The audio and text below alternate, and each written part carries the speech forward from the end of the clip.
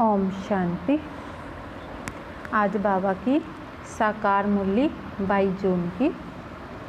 बाबा कहते कि मीठे बच्चे, इस दुनिया में निष्काम सेवा केवल एक बाप ही करता है। इस दुनिया में निष्काम सेवा माना जिसे किसी प्रकार की कोई कामना नहीं है, बाबा कहते वह सेवा तो केवल एक बाप ही करता है। बाकी तुम जो भी कर्म करते हो उसका फल अवश्य मिलता है। बाकी तुम बच्चे, बाबा कहते जो भी कर्म करते हो अच्छा और बुरा भी, उसका फल तुम्हें मिलता ही मिलता है भी, उससे तुम बच नहीं सकते। प्रश्न है, ड्रामा अनुसार कौन सी बात 100% सर्टन है जिसकी तुम बच्चों को खुशी है? ड्रामा अनुसार बाबा कहते कौन सी बात है जो 100% सर्टन है भी, निश्चित ही है, जिसकी तुम बच्चों को खुशी है?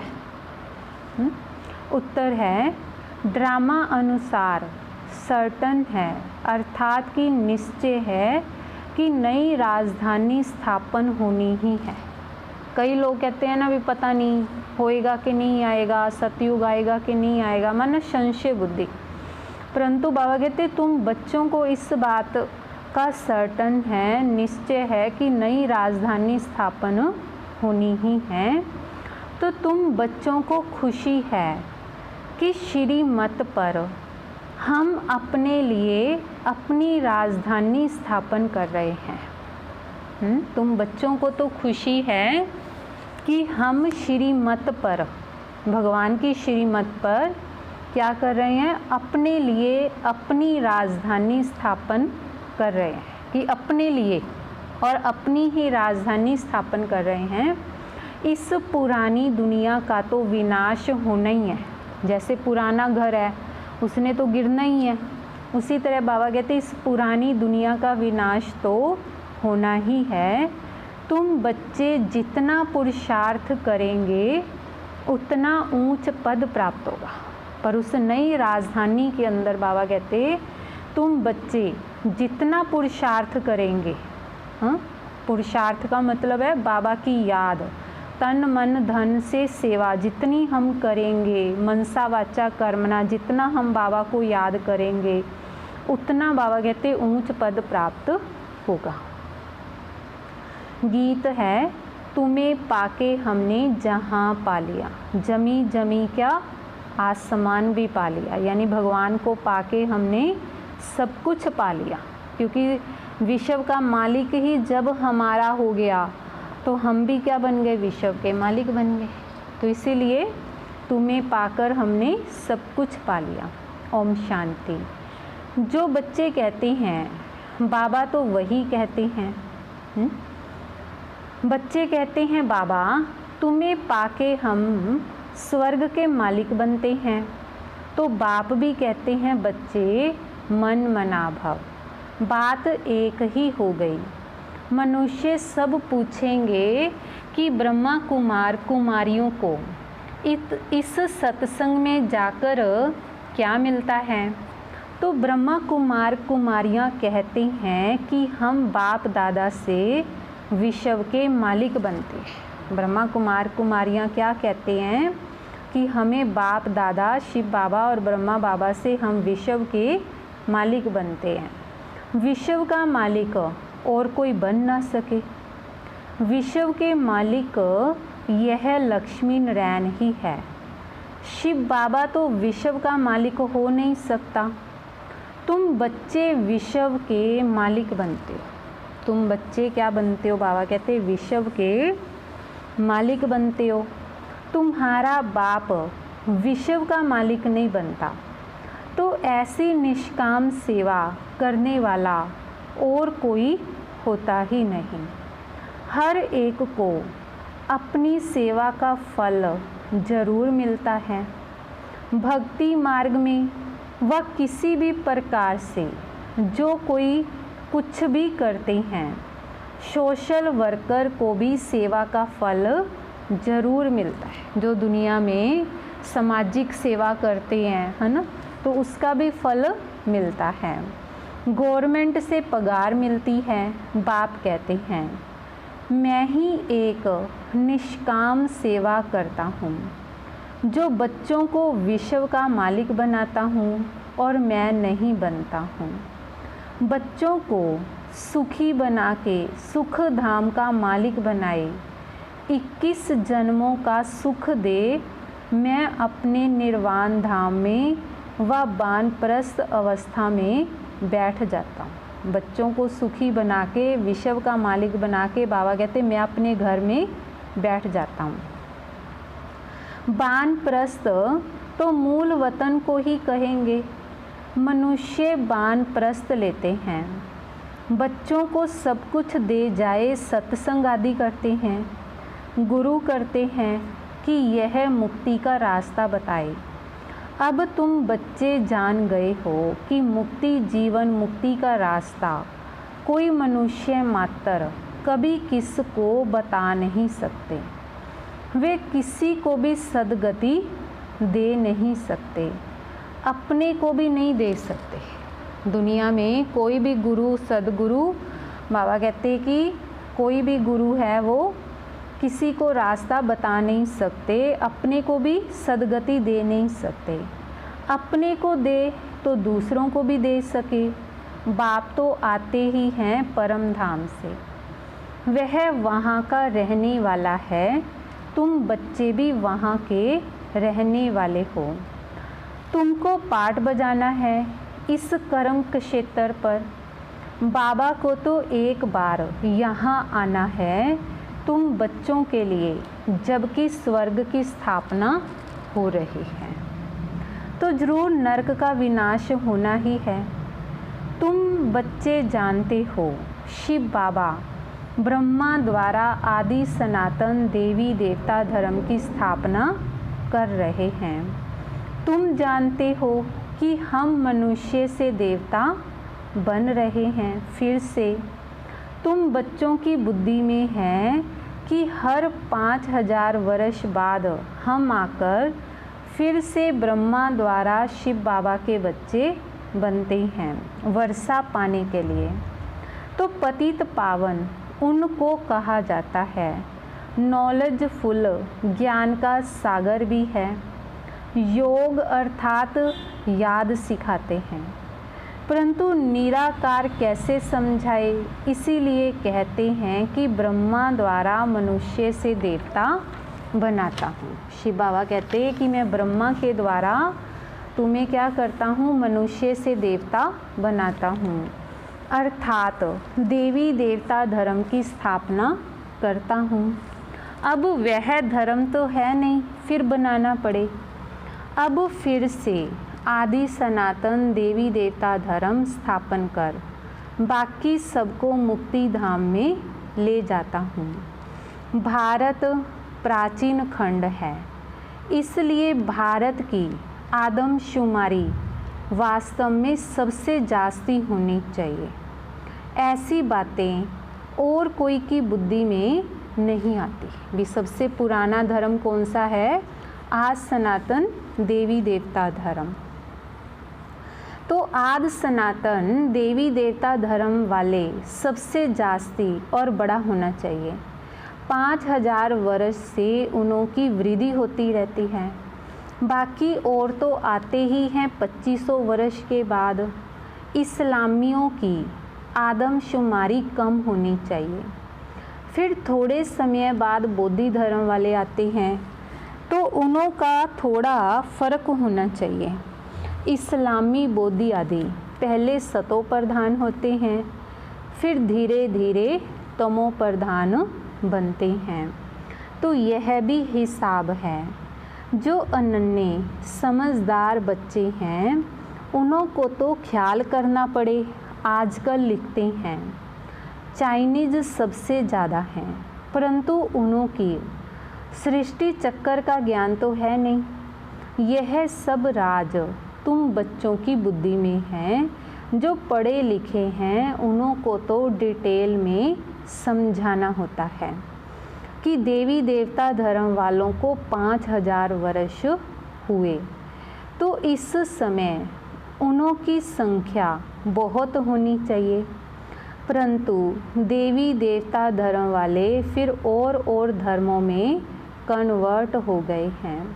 पहले पहले बहुत मुसलमान बन गए, फिर बौद्धि भी बहुत बने हैं। यहाँ भी बौद्धि बहुत हैं, क्रिश्चियन तो बेशुमार हैं। देवता धर्म का तो नाम ही नहीं है। अगर हम ब्राह्मण धर्म कहें तो भी हिंदुओं की लाइन में डाल देते हैं। ये अगर हम कहें कि हम ब्राह्मण हैं तो भी उनको हिंदुओं की लाइन में डाल देते हैं। अभी तुम जानते हो कि आदि सनातन देवी देवता धर्म स्थापन हो रहा है हम ब्राह्मणों द्वारा श्रीमत पर। तो यह भी समझ होनी चाहिए, धर्म गाए तो जाती है ना। यहाँ के मनुष्य अपने को हिंदू की लाइन में ले जाते हैं, कहेंगे हिंदू धर्म आर्य धर्म है, सबसे पुराना है। भारतवासी पहले पहले आर्य थे, अर्थात बहुत धनवान थे। अब तो अन आर्य बन गए हैं, कोई अकल नहीं, जिसको जो आता वह धर्म का नाम रख देते हैं। झाड़ के पिछाड़ी छोटे छोटे पत्ते टालटानियाँ निकलते हैं तो नयों का थोड़ा मान होता है। जो नई नई आत्माएं ऊपर से आती हैं तो उन्हों का बाबा कहते सतो प्रधान होने के कारण थोड़ा मान होता है। अभी तुम बच्चे जानते हो कि हम बाबा से स्वर्ग का वर्षा ले रहे हैं, तो ऐसे वर्षा देने वाले बाप को कितना याद करना चाहिए। तुम जितना जास्ती याद करेंगे, एक तो वर्षा मिलेगा और तुम पावन बनेंगे। लौकिक बाप से तो धन का वर्षा मिलता है, साथ साथ फिर पतित बनने का भी वर्षा मिलता है। वह है लौकिक बाप और वह है पारलौकिक बाप, और यह बीच में है फिर अलौकिक बाप। अलौकिक बाप माना ब्रह्मा बाप, फिर लौकिक बाप शरीरधारी बाप और पारलौकिक बाप शिव बाबा। इनको बीच में दोनों तरफ से जोड़ दिया जाता है। शिव बाबा को तो कोई तकलीफ़ नहीं होती है, इनको कितनी गाली खानी पड़ती है वास्तव में। कृष्ण बाबा कहते कि वास्तव में कृष्ण को गाली नहीं मिलती है, बीच में फंसा है। यह कहते हैं ना, रास्ते चलते ब्राह्मण फंसा, गाली खाने के लिए यह फंसा है। अलौकिक बाप को ही सहन करना पड़ता है। यह किसको पता ही नहीं कि शिव बाबा इनमें प्रवेश कर आए, पतितों को पावन बनाते हैं। पवित्र बनने पर ही मार खाते हैं। बाप कहते हैं मैं आया हूँ सबको वापस ले जाने। तुम जानते हो मौत सामने खड़ा है, विनाश तो ज़रूर चाहिए। विनाश बगैर सुख शांति कैसे हो। यह कोई लड़ाई आदि लगती, जब कोई लड़ाई आदि लगती है तो मनुष्य यज्ञ आदि रचते हैं कि लड़ाई बंद हो जाए। तुम ब्राह्मण कुलभूषण जानते हो कि विनाश तो ज़रूर होना ही है, कि विनाश को कोई अब टाल नहीं सकता। बाबा कहते विनाश तो ज़रूर होना ही है, नहीं तो स्वर्ग के गेट्स कैसे खुलेंगे। सब स्वर्ग में तो नहीं आएंगे, जो पुरुषार्थ करेंगे वही चलेंगे, बाकी जाएंगे मुक्ति धाम। यह किसको भी पता ना होने के कारण कितना डरते हैं, शांति के लिए कितना धक्का खाते हैं, कॉन्फ्रेंस करते रहते हैं। सिर्फ तुम ब्राह्मण ही जानते हो सुख धाम शांति धाम की कैसे स्थापना हो रही है। विनाश के सिवाय स्थापना हो ही ना सके। जब तक विनाश नहीं होगा तब तक सत्युग की स्थापना हो न सके। तुम अभी त्रिकालदर्शी बने हो, तीसरा नेत्र ज्ञान का मिला है। वह तो कहते रहते हैं पीस कैसे हो, अर्थात कोई भी लड़े नहीं। सभी कहते हैं वननेस हो, एक ही बाप की मत ले। फिर हम सब एक बाप के बच्चे भाई भाई हैं। तो वननेस हो जाएगी। एक बाप के बच्चे हैं तो आपस में लड़ना नहीं चाहिए। यह भी तो सतयुग में था ना, वहाँ कोई भी आपस में लड़ते नहीं, वह तो सतयुग की बात हो गई। यहाँ तो है कलयुग। बरोबर सतयुग में देवता थे तो बाकी सब आत्माएं कहाँ थी पता नहीं पड़ता। तुम अब समझते हो, एक राज्य सिर्फ सतयुग में ही था तो वहाँ सुख शांति सब था। तो यह सब बातें तुम्हारी बुद्धि में हैं, नंबरवार पुरुषार्थ अनुसार समझते हैं। बरोबर हम सतयुग में राज्य करते थे, बहुत सुख था, अद्वैत धर्म था। यह ज्ञान किसको भी है नहीं। इस समय तुम नॉलेजफुल बनते हो, बाप तुमको आप समान बनाते हैं।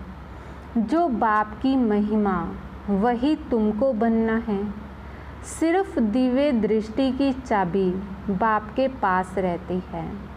बाप ने बताया है कि भक्ति मार्ग में मुझे काम करना पड़ता है। जो जिसकी पूजा करते हैं मैं उनकी मनोकामना पूरी करता हूँ। यहाँ भी दिव्य दृष्टि का पाठ चलता है।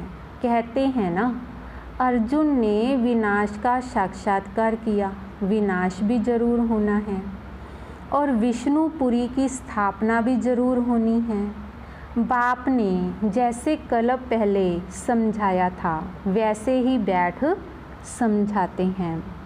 बाबा हमको मनुष्य से देवता बनाते हैं। जब देवता बनते हैं तो आसुरी सृष्टि का विनाश जरूर होगा। चारों तरफ हाहाकार मचना है। बुद्धि समझ सकती है नेचुरल कैलामिटीज़ आनी है, मूसलाधार बरसात भी होनी है। तो इन सब का विनाश हो जाए तब सतयुग की स्थापना हो। 5 तत्वों को खाद भी मिल जाएगी। इस धरती को खाद देखो कितनी मिलती है। बाबा कहते जब विनाश होगा सबके शरीर क्या होंगे, मिट्टी में मिल जाएंगे, तो धरती को क्या मिलेगी, बहुत अच्छी खाद मिलेगी, जिससे धरती क्या होगी, उपजाऊ होगी। ओम शांति। आज तो बाबा कहते कि 5 तत्वों की खाद मिल जाएगी। इस धरती को खाद देखो कितनी मिलती है। बाप कहते हैं इस रुद्र ज्ञान यज्ञ में सब स्वाहा हो जाएगा। भक्ति मार्ग में देखो रुद्र यज्ञ कैसे रचते हैं। शिव बाबा का लिंग और छोटे छोटे शालिग्राम बहुत बनाकर पूजा करके फिर मिटा देते हैं, फिर रोज बनाते हैं, पूजा करके फिर तोड़ देते हैं। भी दुनिया में शिवलिंग बनाते हैं, गणेश बनाते हैं, जहाँ देवी की मूर्तियाँ बनाते हैं और फिर उनको तोड़ देते हैं, जहाँ नदी में बहा देते हैं। तो शिव बाबा के साथ जिन्होंने भी सर्विस की उन्हों का भी यह हाल करते हैं। रावण की देखो हर वर्ष एफिजी बनाए उनको जलाते हैं। दुश्मन की तो 1-2 बार एफजी बनाई जलाते हैं। ऐसे नहीं कि वर्ष वर्ष जलाने का नियम रखते हैं, एक बार ही गुस्सा निकाल देंगे। रावण को तो हर वर्ष जलाते हैं। इसका अर्थ कोई समझते थोड़ा ही है। फिर कहते हैं रावण ने सीता को चुराया, कुछ अर्थ नहीं समझते। फॉरेनर्स क्या समझेंगे, कुछ भी नहीं। दिन प्रतिदिन रावण को बड़ा ही बनाते जाते हैं, क्योंकि रावण बहुत दुख देने वाला है। दिनों दिन रावण के पुतले बड़े ही बड़े बनाते जाते हैं, क्योंकि बाबा कहते हैं रावण क्या है, बहुत दुख देने वाला है। अभी तुम इस पर जीत पाते हो, सतयुग में होगा ही नहीं। यह जो कर्म की भोगना बीमारी आदि होती है, यह है रावण के कारण।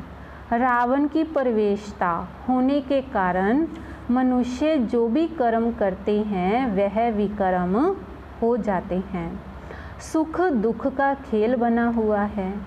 तो इस हिस्ट्री ज्योग्राफी का किसको भी पता नहीं है।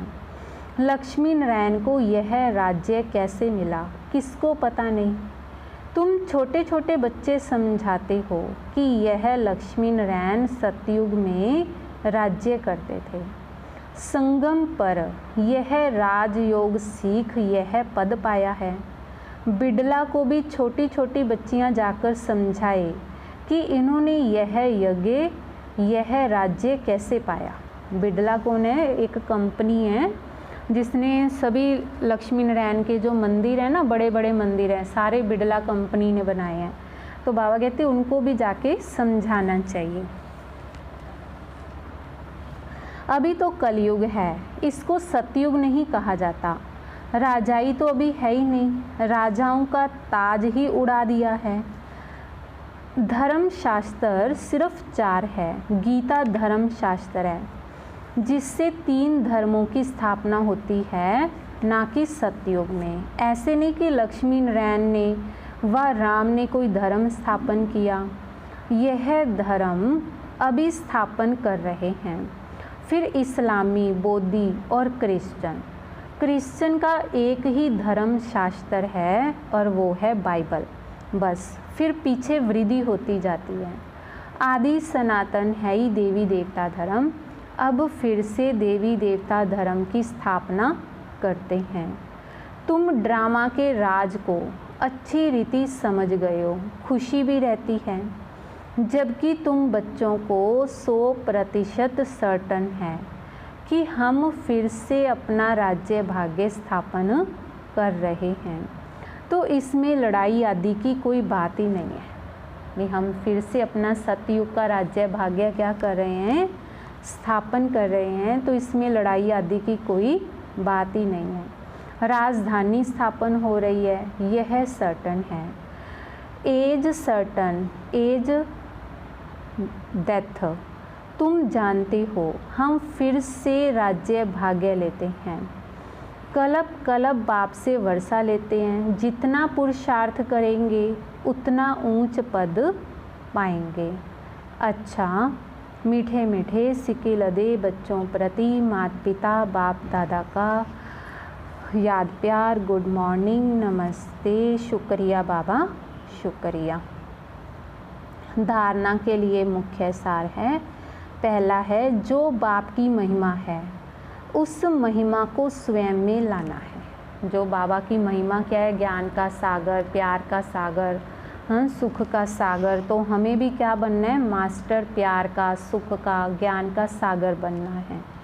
बाप समान महिमा योग्य बनना है। परलौकिक बाप से पवित्रता का वर्षा लेना है। पवित्र बनने से ही स्वर्ग का वर्षा मिलेगा। बाबा कहते पवित्र बनने से ही क्या होगा? स्वर्ग का वर्षा मिलेगा।